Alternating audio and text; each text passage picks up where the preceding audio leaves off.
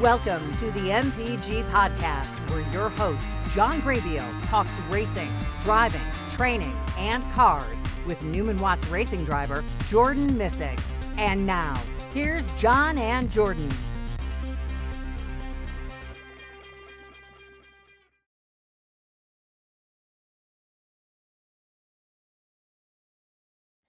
Welcome, everybody, to the MPG podcast. It is October 7th, and boy, do we have a lot to talk about. Jordan Missig, thanks for joining us. It looks like you are in the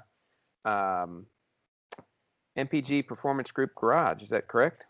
Yeah, no, I'm finally back after 2 weeks of being on the road down in our little Florida swing, is what we like to call it. So spent 2 weeks down in Florida going to Sebring International Raceway, and then the following week heading down south to the south part of Florida in the Miami area to Homestead Miami Speedway for 3 races of the FR America's Championship Series. So got to spend the last 2 weeks down in Florida, and I'm finally back home in Illinois, back in the garage. Okay, so let's start Sebring. We talked with you right before you left for Sebring. You showed up Wednesday, Thursday, Friday. You get on the track. You're practicing. Yeah, everything was going pretty good right up until that point, right?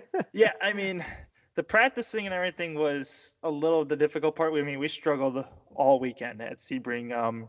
First and foremost, just trying to get up to speed at Sebring. Sebring, for those of you who are unfamiliar with it, it's on a old airport tarmac part of the racetrack, which is the back straightaway, and then the front straightaway leading into the first turn is all old airport tarmac from when they had, I think it was the old World Wars back in Sebring. And then once you go from turn one, you actually get to the asphalt part, which there are some concrete patches that are still rough and bumpy from there. So, it was just kind of understanding the bumps, understanding where the bounces are going, like where the bounces of the bumps are anticipating, what's the car reacting to it and how it's adjusting to it. So that was the whole purpose of practice on Friday. And the bumps were pretty vicious in this kind of a car. I thought, they were bouncing you around a lot. It was very hard to kind of get an understanding of what the bumps were going to do. It felt pretty unpredictable sometimes. But then once we got the weekend underway and started doing more and more laps, they started to get a little bit more predictable as the runs went on. But yeah, it was just understanding the bumps at first, and then from there kind of going setup wise and driving wise from there to understand how to drive this racetrack. Yeah, everybody talks about it's a great racetrack, but everybody talks about just how rough it is. Yeah, from what I heard is that, like, when you hear about Sebring, everybody talks about like the historic part of the racetrack and the events that goes on there, which is all cool and all, but that's part of Sebring is the bumps that Sebring produces, because everybody knows about the Sebring bumps and what happens. There's been many stories that have been told about incidents that happened or about like some crashes or anything like that, because it's all because of the bumps. So it's kind of like you need to what they call, quote unquote, respect the bumps for that reason. Wow. So, yeah, we go into Saturday and the first race. Yeah, so Saturday in the first race, qualifying on Saturday, went actually pretty decent, I would say. We qualified kind of in the position that we thought we would be in. So we qualified 8th out of 12 cars in the field. It was a little bit tricky just to kind of get up to speed a little bit and just kind of get the whole performance out of the tires, and then just kind of finding space in the pack, I should say, to kind of put a lap down. But then, like, once it was kind of we got our space and we had to get going, we kind of just had to throw all we had at the car and try to perform as best we can. They put a lap in, and because Sebring's such a hard track, or I wouldn't say it's such a hard track, it's such a long track, I'd say. I think it's about 2.7 miles is the track in length. So a lap around there takes a while. It's a full 2 minutes. And you really have to hit your corners right, and you have to hit your exit points right, because there's a lot of long straightaways. So if you apply the throttle early, it's going to kill your run throughout the whole straightaway, or if you get to the throttle late, it can kill your run as well. So, it's all about timing on when you can put the throttle down. Hopefully the car sticks, because that's going to determine how big of a run and how much speed you could carry down the straightaway. So that's a huge factor about Sebring that it brings. And then especially hitting all the corners right, with the bumps having to play and have to be a factor to come into play. Yeah, so pretty decent qualifying. I was watching on the race monitor, the little program. We kind of watched the speeds and timing and everything, Mhm. and that went pretty good. So not a bad position. No. And then the race starts. So yeah, first race happened. It was pretty good. All the way up until I want to say halfway point of the race. I actually fell back early at the start. I didn't get the best jump. Lost maybe 1 or 2 spots going to turn 1, and then from there it was just I lost all the momentum, and then everybody was kind of just passing me left and right.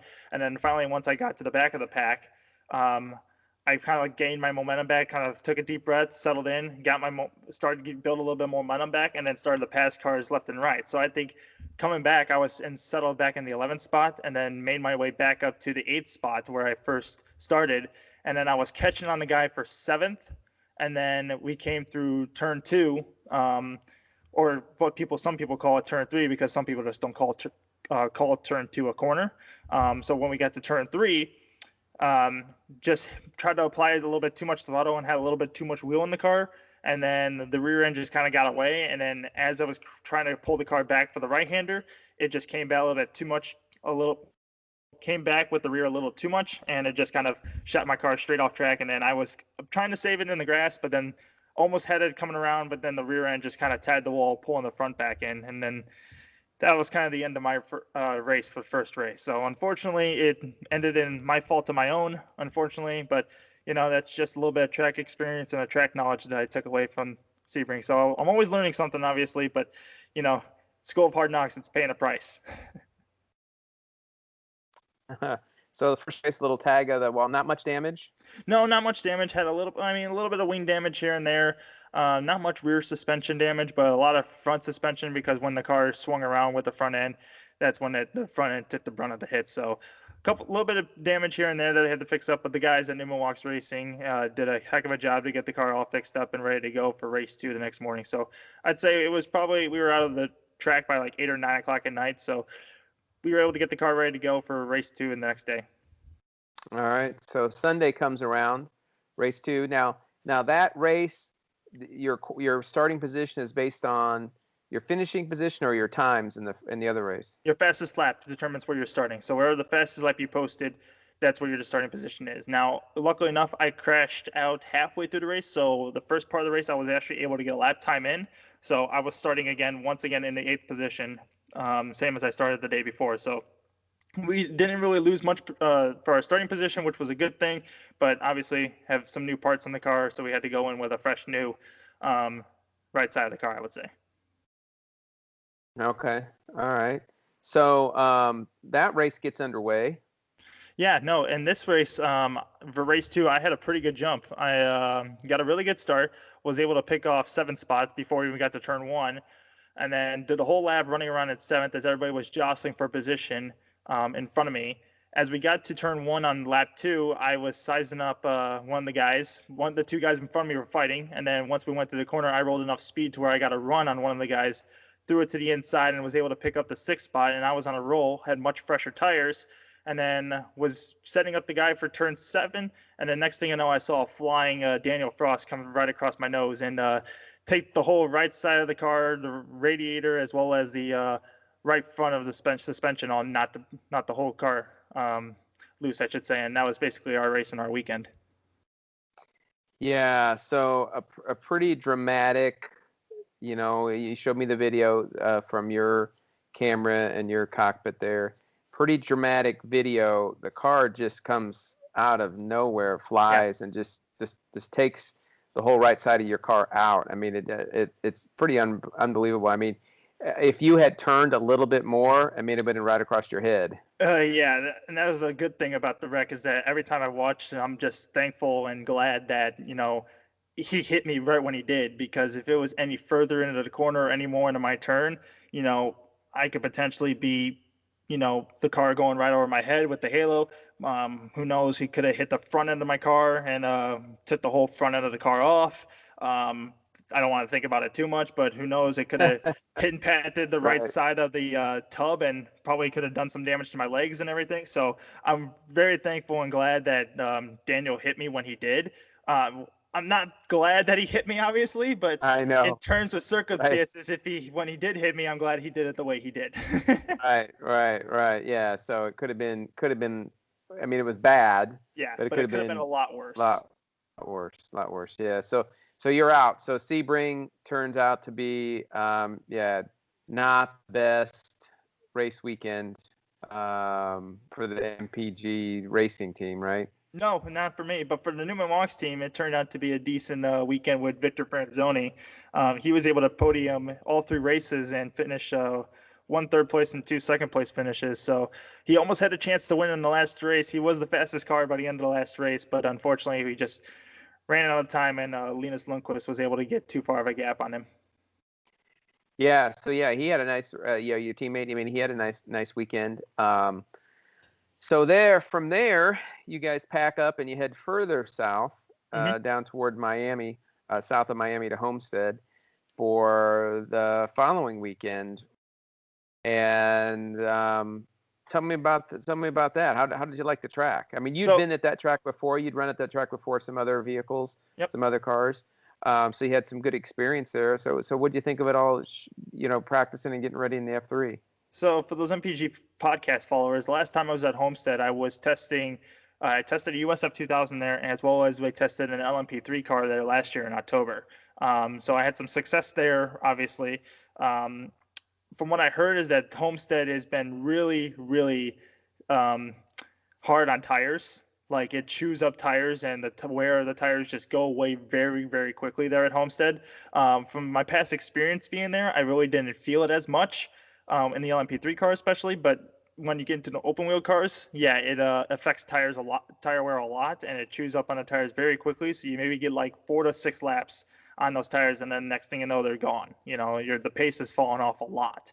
So, from that standpoint, it was just this was a good race to kind of test me on my tire wear and tire management, on how crucial I'm going to be on the tires, how careful I'm going to be on them, how much I'm going to use them, and just going from there. So it's a very technical track because we're using both the infield sections. Homestead has about 2-3 different configurations. There's the oval configuration that NASCAR uses. There's the roval configuration where you go through turn 1 and then do the whole infield portion, and then as you hit the backstretch, you just run the banking.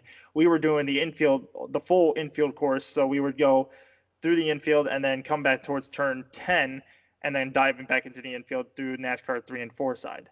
That was the same configuration I ran when I was doing the LMP3 car. So I was very familiar with that configuration, obviously, but not in this car yet. So that was the true test on how I was going to affect with this car. And so how long is that track, that configuration? How long is it? I think it's about I want to say 2.4, 2.5, 2.4 miles. So a little bit shorter distance than Sebring is.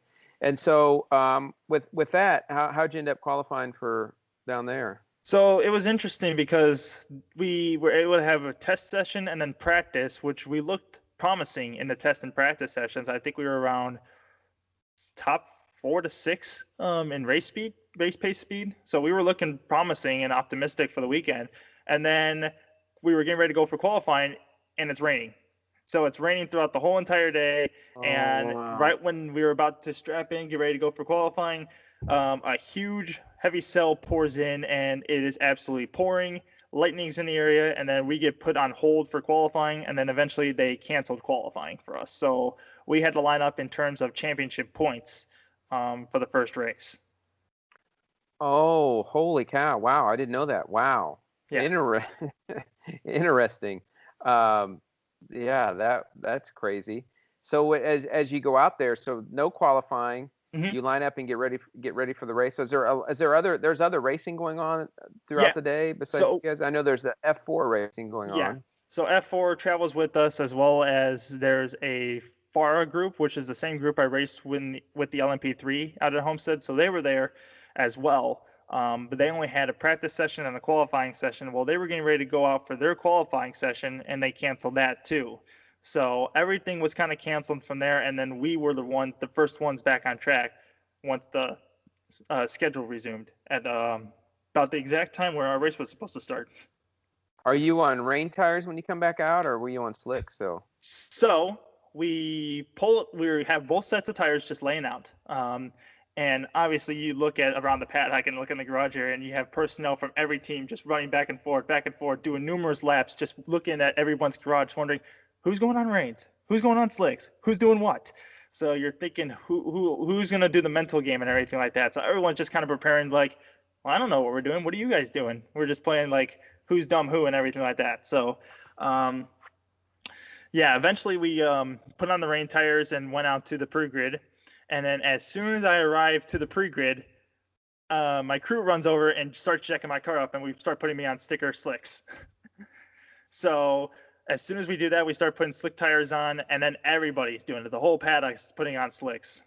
So when the whole race began, everybody was on new, fresh set of sticker tires, and then we roll out, and on the formation lap, we go through turn 2, and there is just a whole stream, monsoon full of water and just spray coming up on the racetrack. So that was from turn 2, turn 6 was completely wet, water just spraying everywhere, and it was wet in many areas around the racetrack, and we're on slick tires. Wow. Yeah. So how's the handling going? Is everybody slowing down through there? Or, Oh yeah, obviously so what we're trying to do when you go into this situation as a driver, obviously you need to scrub the tires to get the clear sheet of rubber off so the car can handle really well.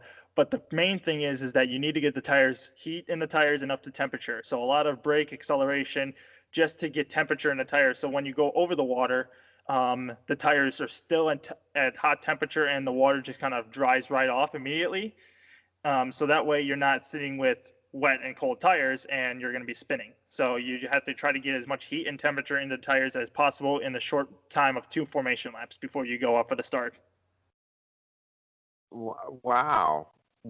So so how's the race start? Does the water stay there for the whole race? Yeah, so there's about 3 major areas where water was. And we go into turn 1, obviously everybody goes into turn 1 cleanly, but once we get into turn 2, that's when everyone's trying to negotiate on where they're going to go. And as soon as we go into the water the first time, the first thing I feel is the front end of the car just gets taken by the water and then finally grips up at the very last second before. So you're basically hydroplaning through the first couple of corners. And it's honestly a feeling that I don't really like as a racer, but you kind of have to do. Because you have no control of the car. You just have to be predictable of what the water is going to do after the first couple laps. So you just go through and the water kind of just takes the car off to the right-hand side. So you're turning, but the car just kind of moves over because the water's taking it because the car has no grip. And then finally it grabs and goes and you finally get traction back. So it was about where can you find the most grip and everything around the whole entire circuit. Holy cow. So how's that the first race? How's that? So the first couple of laps were pretty decent. I was just kind of obviously trying to get used to the track, obviously, and trying to get used to these conditions because this was my first race in these type of conditions. Like I never really drove on slick tires in wet conditions. I was always on rain tires at the time because that's what we thought. But the slick tires tended to be would have been quicker than the rains throughout the race. So I kind of just had to, put your head down and deal with it. Is what we called it. So I just had to deal with it. And then I would say within about 5, maybe 7 laps into the race, I accidentally went to turn 2 a little bit faster than I think I probably would have liked it. And then I got caught out by the water. I tried to be as patient as I could, but the water just took me all the way out to the exit curb. And, paint and water really don't mix together. It's very slippery. And the rear end of the car just snapped around on me. And then I kind of just got stuck out in the grass. So the best thing I could have done was just try to keep the rear tires spinning while keeping at a low RPM. So I'm not burning the clutch out, obviously, but just trying to keep the rear tires spinning and keep everything moving so I don't get stuck. And then eventually kind of made it back onto the racetrack, but I lost so much time by doing that. And I just my race was over from there. I was just kind of riding around trying to survive and hope someone else had an incident to where they fell off track and got stuck. Right. Wow. Yeah. Yeah, there's a lot of stuff to think about and a lot of stuff to go on. Wow. Yeah. So that was Saturday. Yeah, that was the first race. A crazy Saturday. And then so that takes you into Sunday. Yeah. And conditions better down there? The weather's better? Yeah, it was a sunny Sunday. Go figure. So race 2 started off with me having to start in the back. I got a really good jump on the start. My starts have obviously gotten better as the year's gone on. So I think in the first lap, I gained about 2 spots and then it was battling for the next couple of laps to make myself up into the 8th position again. And then from there, it's just tires started to kind of fall off a little bit from here. We obviously were using the same tires from the first race, trying to use as much rubber as we can, but also we're trying to use some other tires from our second set to use for stickers. So I was trying as best I can, but I kept on, because the track was so green and a lot of the water was kind of seeping up through the concrete patches. Ended up locking up the brakes a lot under braking. So I kept just going straight off almost sometimes, and just having a hard time keeping the grip underneath the tires under braking, and ended up locking up a couple times. Tried my best to kind of move through the field, but ended up coming home 10th place. So I kept it on track, obviously, tried to keep it survived, but I was able to get a couple points out of it. Right. Okay. All right. And then the second race Sunday. Yeah, for the final race of the weekend, we had a pretty good plan coming in, and the car felt great the first couple laps. I had a really good start, and that was probably the most chaotic start I saw, because a lot of people were, elbows up at the beginning. So a lot of people were kind of pushing each other all over the place, and I took a couple of advantages over some people, was able to make a couple of good moves to the outside and got around some people. I think I gained 3 or 4 spots right off the start there. But then as the run went on, the car itself just kind of started to fall off. Either it was tire wear was getting bad, the setup we put on the car or something, but the car was just not taking any of the grip that I was trying to provide it. And it was falling off, and it was falling back really quick. So the pace just was not there. But unfortunately, we just kind of had to ride it out and do as best we could. And that's the type of situations. You obviously ask for a better car and ask for a good handling car, but when the car is just not there and not given to you, you just kind of have to make best and make do with the situation that you're given. Right.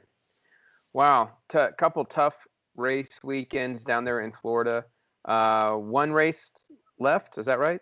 One event left, 3 races to go in the rest of the season. So that's going to be taking place down in the Circuit of the Americas in Austin, Texas. A track I've been to there last year with Radical Series. So obviously I'm familiar with the track. I know how it kind of races there, but obviously, going with a different car than I've been there before. So it's going to be interesting to see how this car reacts to the track and how it flows. But I'm excited. I'm hoping to end my rookie year on a high note and come away with some momentum for next year and something to build on for the off season. Yeah. So what's the date on that race?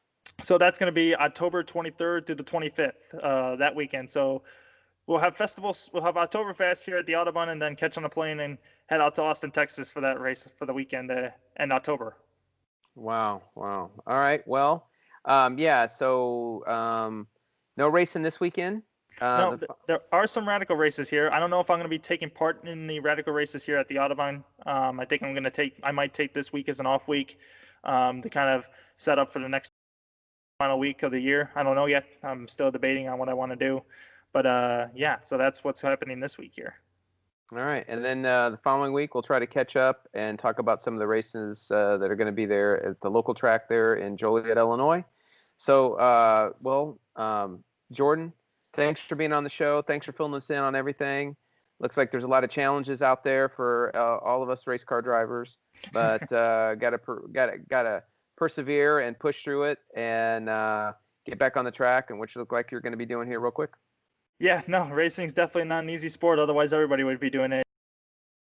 So they call it racing, not winning. Yeah, exactly. Yeah. So.